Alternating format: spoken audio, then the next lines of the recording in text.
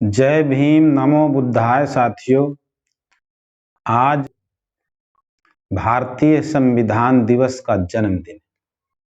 साथियों, आप सभी को बाबा साहब डॉक्टर भीमराव अंबेडकर जी द्वारा लिखित भारतीय संविधान दिवस की हार्दिक बधाई एवं मंगल कामनाएं। साथियों, ये जो भारतीय संविधान है, ये न केवल एक कानूनी दस्तावेज है, बल्कि एक मानवता का रक्षक भी है। हम सभी भारतीयों के लिए एक जीवन पद्धति है। हजारों साल से जिन लोगों का शोषण किया गया, जिनको शिक्षा, संपत्ति, शस्त्र से वंचित किया गया, उन लोगों के लिए, उनके मानव अधिकारों के लिए ये एक जीता जागता सबूत भी है। साथियों, हमें सबको भारतीय संविधान की रक्षा करनी है और अपने घरों में एक एक संविधान के प्रति जरूर रखनी चाहिए। साथियों, इस अवसर पर बाबा साहब भीमराव अंबेडकर जी के चरणों में नमन करते हुए मैं बाबा साहब को आज इन शब्दों में याद करता हूं कि रुतबा मेरे सर को तेरे संविधान से मिला है, ये मान सम्मान भी मुझे तेरे संविधान से मिला है। औरों को जो मिला है वो मुकद्दर से मिला है, हमें तो बाबा साहब मुकद्दर भी तेरे संविधान से मिला है। कतरा थे कभी हमको समंदर बना दिया, कतरा थे कभी हमको समंदर बना दिया, अधिकार दिलाया है मुकद्दर बना दिया, अधिकार दिलाया है मुकद्दर बना दिया। पैरों की धूल मानती थी सभ्यता हमें, बाबा साहब ने सबके बराबर बना दिया, बाबा साहब ने सबके बराबर बना दिया। बाबा तेरी कलम के बल पे हम राज करते हैं, बाबा तेरी कुर्बानी पर हम नाज करते हैं। बदलेगा ये वक्त और बदलेगा जमाना भी, जय भीम के उद्घोष से आगाज करते हैं, जय भीम के उद्घोष से आगाज करते हैं। साथियों, मैं रमाकांत रंजन आप सभी का अपने YouTube चैनल भीमयान बौद्ध संसार में स्वागत एवं अभिनंदन करता हूं और बाबा साहब के चरणों में श्रद्धा सुमन अर्पित करते हुए आप सभी लोगों को भारतीय संविधान दिवस की हार्दिक बधाई एवं शुभकामनाएं देता हूं। साथियों, इस मौके पर हम सबको संविधान के विषय में जरूर मालूम होना चाहिए। क्या है संविधान? क्या मतलब होता है संविधान का? ये हमारे लिए जीवन प्राण कैसे है? तो साथियों, वैसे तो भारतीय संविधान दुनिया का सबसे श्रेष्ठ और सबसे बड़ा संविधान माना जाता है और इसकी चर्चा 1-2 घंटे में नहीं हो सकती, लेकिन फिर भी आज संविधान दिवस है। बाबा साहब ने 4-4 बच्चों की कुर्बानी दे करके हमको ये संविधान मुहैया कराया है। इसलिए हमको संविधान में क्या लिखा है हम सबको लोगों के लिए, हम सभी भारतीयों के लिए। तो साथियों, संविधान की जो मूल अधिकार हैं, जो बाबा साहब ने संविधान के भाग 3 में वर्णित किया है, हम सब के लिए जीवन प्राण है। तो साथियों, कौन कौन से अधिकार बाबा साहब ने हमको संविधान में दिया है? ये बाबा साहब का दिया हुआ संविधान भारतीय संविधान है। इसमें हम सब लोगों के लिए हम कैसे अच्छे नागरिक बन सकते हैं, कैसे हम देश और समाज को उन्नति के मार्ग पर पहुंचा सकते हैं, कैसे हम मानवता को बरकरार रख सकते हैं, कैसे हम जीवन यापन कर सकते हैं, कैसी हमारी व्यवस्था होगी, कैसे हम किसी दूसरे लोगों का अहित नहीं कर सकते। ये सब चीजें साथियों इस संविधान में दिया गया है। तो मैं कुछ धाराएं हैं, आज इस मौके पर उन धाराओं को याद करना चाहूंगा। साथियों, सबसे पहले मूल अधिकारों के विषय में संविधान की धारा 13 में बाबा साहब लिखते हैं कि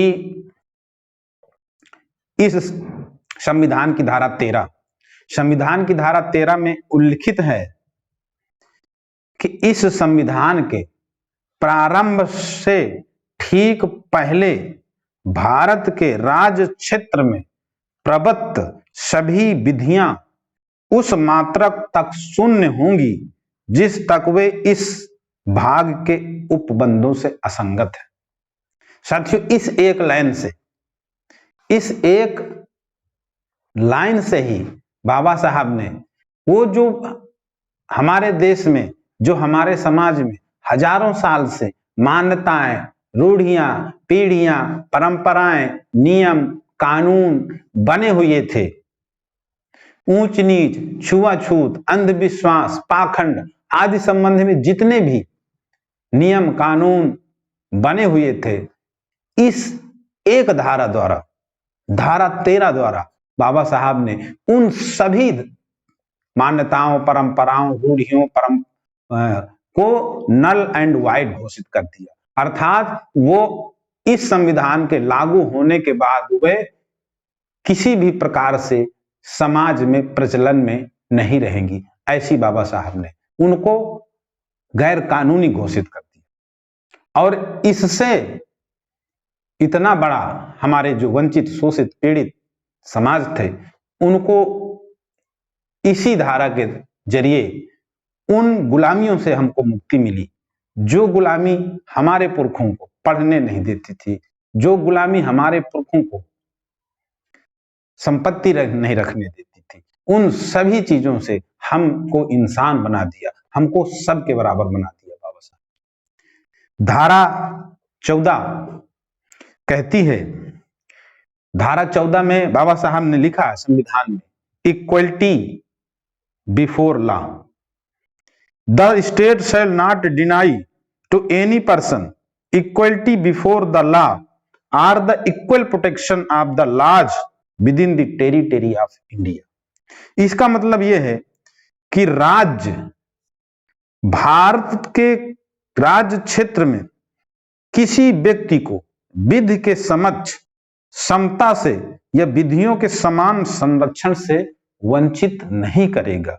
इसका मतलब यह है कि कानून राज्य की नजर में सभी लोग बराबर होंगे, यानी राज्य किसी भी व्यक्ति के साथ जाति, धर्म, लिंग, वंश, रंग और निवास स्थान के आधार पर किसी भी प्रकार से कोई भेदभाव नहीं करेगा। अर्थात भारत के सभी नागरिकों को समान प्रोटेक्शन कानून का मिलेगा, समान सबको माना जाएगा। साथियों, ये भारत के इतिहास में और हम सब लोगों के जीवन के लिए, हमारी पीढ़ियों के लिए ये बहुत बड़ा दिशा निर्देश, बहुत बड़ा अधिकार बाबा साहब ने दे दिया। दिया है कि हम सभी लोग समान होंगे। कोई कानून की, संविधान की नजर में छोटा बड़ा, ऊंचा नीचा, छूत अछूत कुछ नहीं रहेगा, अर्थात सभी लोग समान होंगे। साथियों, धारा 15 में लिखा है, prohibition of discrimination on grounds of region, race, caste, sex और प्लेस ऑफ बर्थ। इसका मतलब यह है कि जो राज्य हैं या जो सरकारें हैं वो किसी भी दशा में किसी भी व्यक्ति के साथ धर्म, जाति, मूल वंश, लिंग, रंग आदि किसी भी मानक के आधार पर किसी के साथ कोई भेदभाव नहीं करेगी। तो साथियों, इस धारा के लागू होने से सभी नागरिकों को समान संरक्षण प्राप्त हो गया। साथियों, अगली धारा 16 है। धारा 16 में लिखा है, लोक नियोजन के विषय में अवसर की समानता हो, अर्थात योग्यता जो कानून द्वारा निर्धारित की जाएगी उस योग्यता को धारण करने वाला कोई भी व्यक्ति सरकार के किसी भी पद के लिए नियुक्ति के लिए पात्र हो, अर्थात सभी लोगों को सरकारी नौकरी प्राप्त करने का समान अधिकार होगा, बशर्ते राज्य सरकार कुछ विशेष उपबंधों के जरिए कुछ विशेष स्थानों को आरक्षण के तहत एक निश्चित वर्ग के लिए सुरक्षित रख सकती हैं, लेकिन अधिकार सभी को बराबर का देय होगा। साथियों, इसी तरह संविधान की धारा 17 में अस्पृश्यता का अंत किया जाता है, abolition of untouchability. Untouchability is abolished and its practice in any form is forbidden. बाबा साहब संविधान में लिखते हैं कि छुआछूत की समाप्ति की जाती है और किसी भी दशा में भारत के किसी भी क्षेत्र में किसी भी प्रकार की छुआछूत संबंधी अगर कोई व्यवहार करता है तो वो कानून के में दंड का भागी होगा। इसलिए साथियों, इससे जो हजारों साल से जिन लोगों को अछूत माना जाता रहा है, छूने योग्य नहीं माना जाता रहा है, समाज में तिरस्कार की दृष्टि से उनको देखा जाता रहा है, संविधान की धारा 16 ने सभी को समान इंसान बना दिया। किसी के साथ छुआछूत का कोई व्यवहार नहीं करेगा, ऐसा संविधान की धारा 16 में बाबा साहब ने लिख दिया है। धारा 17 में, धारा 18 में उपाधियों का अंत किया जाता है, एबोलिशन ऑफ टाइटल्स। बाबा साहब चूंकि देश के आजाद होने के पहले भारत में राजा, महाराजा, नवाब, बहुत सारे इस तरह के पदवी धारण करने वाले लोग हुआ करते थे। राय साहब की उपाधियां दी जाती थी, लाट साहब की उपाधि दी जाती थी। बाबा साहब ने कह दिया कि ऐसी कोई भी जो विशेष उपाधियां होंगी, जो विशेष व्यक्ति को विशेष बनाने के लिए, सामाजिक रूप से उनको विशेष बनाने के लिए दी जाती रही है, सरकार द्वारा या नवाबों द्वारा, राजाओं द्वारा, उन सभी उपाधियों का अंत किया जाता है। अब केवल शैक्षणिक उपाधि और जो सैनिक संबंधी जो उपाधियां हैं वही जो है सरकारों द्वारा देय होगा। बाकी जो दूसरे प्रकार की जो उपाधियां होती हैं उन उपाधियों का अंत किया जाता है। साथियों, धारा 19 वाक स्वतंत्रता का अधिकार, protection of certain rights regarding the freedom of speech. Freedom of speech, अभिव्यक्ति की स्वतंत्रता, बहुत बड़ा अधिकार साथियों। स्वतंत्रता का अधिकार के अंतर्गत किसी भी व्यक्ति को अपने विचार व्यक्त करने की आजादी, संगठन बनाने की आजादी, संगठन का प्रचार करने की आजादी, न्यूज़पेपर चलाने की आजादी, पुस्तक लिखने की आजादी, यानी भारत के हर नागरिक को संविधान के अनुसार अभिव्यक्ति की आजादी उसको मिली। इस अभिव्यक्ति की आजादी का इस्तेमाल करके शांतिपूर्ण ढंग से, बिना हथियार की सहायता से आप कहीं पर मीटिंग लगा सकते हैं, उसका आयोजन कर सकते हैं, संगठन बना सकते हैं, संगठन चला सकते हैं, संगठन का प्रचार कर सकते हैं, संगठन की फंडिंग कर सकते हैं। तो साथियों, ये धारा अखबार चला सकते हैं, टीवी चला सकते हैं, न्यूज़पेपर चला सकते हैं, यूट्यूबर बन सकते हैं साथियों। तो इस धारा के अंतर्गत, जिसमें बाबा साहब ने राइट टू स्पीच, अभिव्यक्ति का अधिकार दिया, एक बहुत बड़ा अधिकार है साथियों। अगली धारा है साथियों धारा 20। धारा 20 कहती है अपराधों के लिए दोष सिद्ध के संबंध में संरक्षण, protection in respect of conviction for offences. इसका मतलब यह है कि कोई व्यक्ति किसी अपराध के लिए तब तक दोष सिद्ध नहीं ठहराया जाएगा जब तक कि उसने ऐसा कोई कार्य करने के समय जो अपराध के रूप में आरोपित है किसी प्रवृत्त विधि का अतिक्रमण नहीं किया है, या उससे अधिक शास्ति का भागी नहीं होगा जो उस अपराध को किए जाने के समय प्रवृत्त विधि के अधीन अधिरोपित की जा सकती थी। साथियों, इसका मतलब यह है कि आपको अपने बचाव के लिए, अपनी सुरक्षा के लिए, अपने दैहिक सुरक्षा के लिए आपको ये अधिकार है कि आप अपनी लड़ाई, अपना मुकदमा लड़ने के लिए वकील कर सकते हैं। ये दोष सिद्ध होने तक आप अपना बचाव कर सकते हैं। संविधान की धारा में यह लिखा है कि कोई व्यक्ति कानून की नजर में तब तक अपराधी नहीं ठहराया जाएगा जब तक कि उसका दोष सिद्ध नहीं हो जाता। तो साथियों, ये धारा 20 भी बहुत ही महत्वपूर्ण धारा है। साथियों, इसके अगली धारा है प्राण और दैहिक स्वतंत्रता का संरक्षण। प्राण और दैहिक स्वतंत्रता का संरक्षण संविधान की धारा 21 में उल्लिखित है। किसी व्यक्ति को उसके प्राण या दैहिक स्वतंत्रता से विधि द्वारा स्थापित प्रक्रिया के अनुसार ही वंचित किया जाएगा, अन्यथा नहीं किया जाएगा।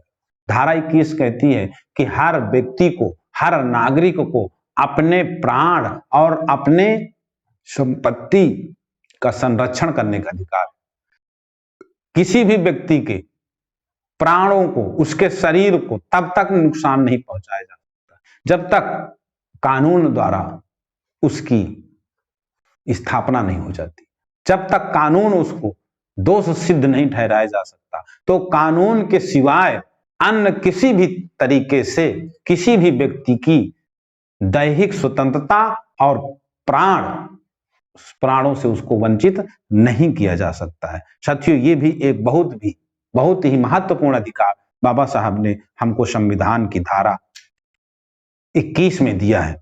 इसी तरह से संविधान की धारा 22 में कुछ दशाओं में गिरफ्तारी और निरोध से संरक्षण दिया गया।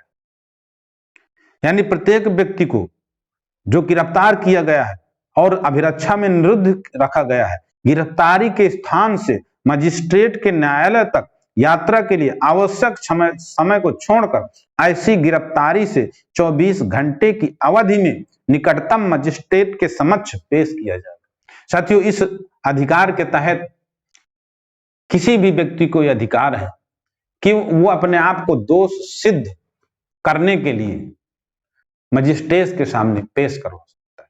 यानी राज्य सरकार का, पुलिस शासन प्रशासन का ये कर्तव्य है कि अगर किसी व्यक्ति को किसी अपराध के लिए निरुद्ध किया गया है तो 24 घंटे के अंदर उस निरुद्ध व्यक्ति को उसके निकटतम जो न्यायालय हो, तो निकटतम न्यायालय तक उसको उपस्थित करना अनिवार्य होगा और वहां पर वो व्यक्ति न्यायालय में अपने आप को दोष सिद्ध कर सकता है। तो साथियों, ये भी धारा 23 भी बहुत ही महत्वपूर्ण धारा है। इस 23 धारा के तहत दोष सिद्ध होने अपने आप को निर्दोष साबित किया जा सकता है।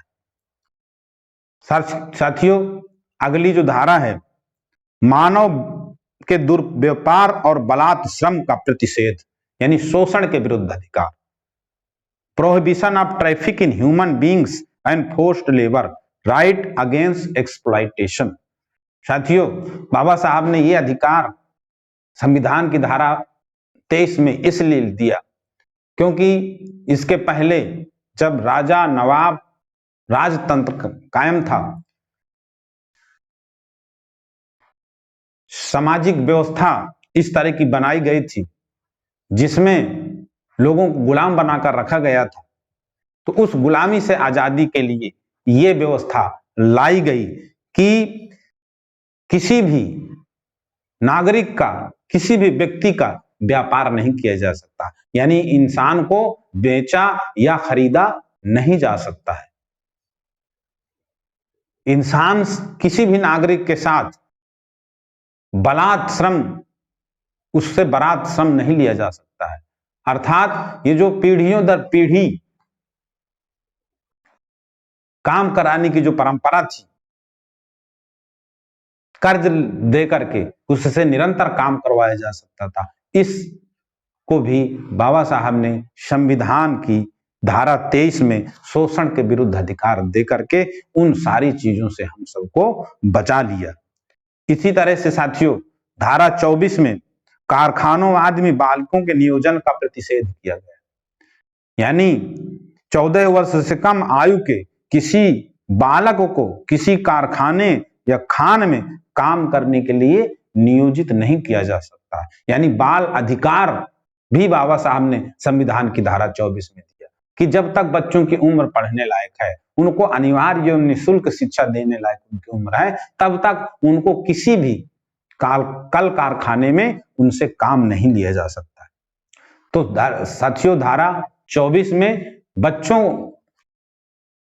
को शोषण से बचाने का प्रावधान बाबा साहब ने संविधान में किया है। अगली धारा 25 है। धारा 25 धर्म की स्वतंत्रता का अधिकार देती है। हर व्यक्ति को अपनी आस्था और अपने विचारों के अनुसार किसी भी धर्म को मानने, उसका प्रचार करने, उसका संगठन बनाने, उसका फंडिंग करने, अपनी भाषा और लिपि को सुरक्षित रखने आदि का अधिकार भी संविधान की धारा 25 देता है। आप किसी भी धर्म का प्रचार कर सकते हैं, किसी धर्म को मान सकते हैं या किसी धर्म को नहीं भी मान सकते हैं। आप अपने धार्मिक आचरण करने के लिए धार्मिक स्वतंत्रता का अधिकार संविधान की धारा 25 आपको देती है। इसी तरह से संविधान की धारा 26 धार्मिक कार्यों के प्रबंधन की स्वतंत्रता देती है। संविधान की धारा 27 किसी विशिष्ट धर्म की अभिवृद्धि के लिए करों के समुदाय के बारे में स्वतंत्रता देती है। धारा 28 कुछ शिक्षा संस्थाओं में धार्मिक शिक्षा या धार्मिक उपासना में उपस्थित होने के बारे में भी स्वतंत्रता देती है। यानी संविधान की धारा 25 से लेकर के 28 तक हम सभी को धार्मिक स्वतंत्रता का अधिकार देती है। इसी तरह से साथियों, संविधान की धारा 45 बच्चों को अनिवार्य एवं निःशुल्क शिक्षा का अधिकार देती है। तो साथियों, ये जो संविधान है बाबा साहब ने लिखा है, हम सब के लिए एक बहुत ही महत्वपूर्ण दस्तावेज है। इसका हमें सम्मान करना चाहिए, इसको हमको मानना चाहिए, इसके अनुसार अपने आप को ढालना चाहिए। तो साथियों, संविधान की धाराओं को हमें ज्ञान भी होना चाहिए और जो संविधान में जो मर्यादाएं दिया है, जो संविधान में आदर्श हैं, उन आदर्शों का भी हम सबको साथियों पालन करना चाहिए।